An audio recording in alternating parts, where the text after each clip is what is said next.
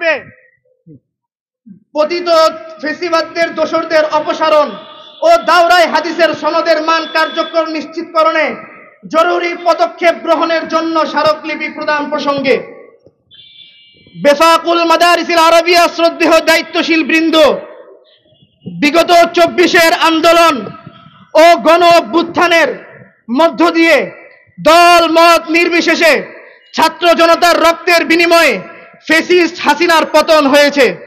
শহীদদের তালিকায় রয়েছে শতাধিক শহীদ আলেম শিক্ষার্থীদের নাম, তন্মধ্যে রয়েছেন বেফাকের একজন দায়িত্বশীল কর্মকর্তাও। আমরা অত্যন্ত পরিতাপের সাথে লক্ষ্য করছি, ফ্যাসিস্ট হাসিনার পতন হলেও তার দোসররা বিভিন্ন জায়গায় স্বপদে বহাল রয়েছে।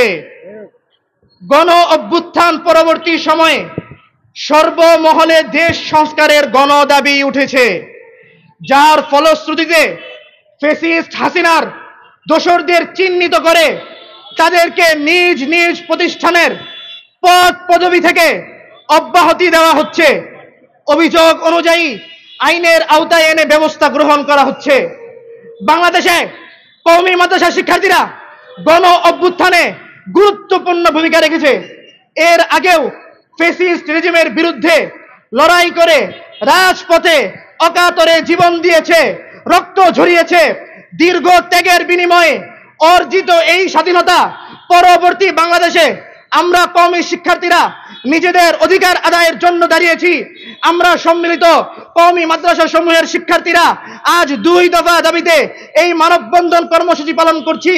নাম্বার 1, গত 5ই আগস্ট পরবর্তী 4 মাস অতিবাহিত হলেও শিক্ষা বোর্ড বেফাককে ফেসিবাদের দোষর মুক্ত করা হয়নি। 72 ঘন্টার মধ্যে ওবাইদুর রহমান খান নদভী, ফয়জুল্লাহ ও আনাস মাদানী সহ ফেসিস্টের সকল দোসরদের অপসারণ করতে হবে।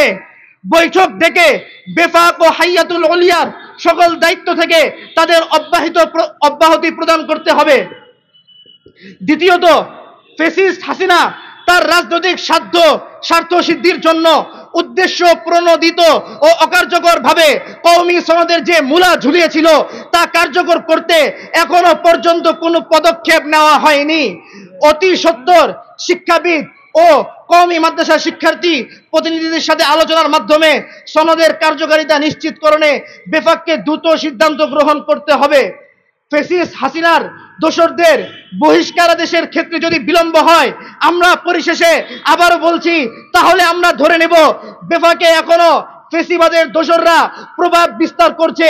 সেক্ষেত্রে আমাদেরকে শিক্ষা বোর্ডকে ফ্যাসিবাদ মুক্ত করতে আমরা পরবর্তীতে আরো কঠোর কর্মসূচি ঘোষণা করতে বাধ্য হব। অতএব মহোদয়দের নিকট আকুল আবেদন এই যে, আমাদের দাবিগুলো বিবেচনা করে হাজার হাজার মেধাবী ও সাধারণ শিক্ষার্থীদের ভবিষ্যতের কথা চিন্তা করে দ্রুত সিদ্ধান্তে উপনীত হবেন। নিবেদক, শতজন কওমি ছাত্র সমাজ, সম্মিলিত কওমি মাদ্রাসা ফোরাম।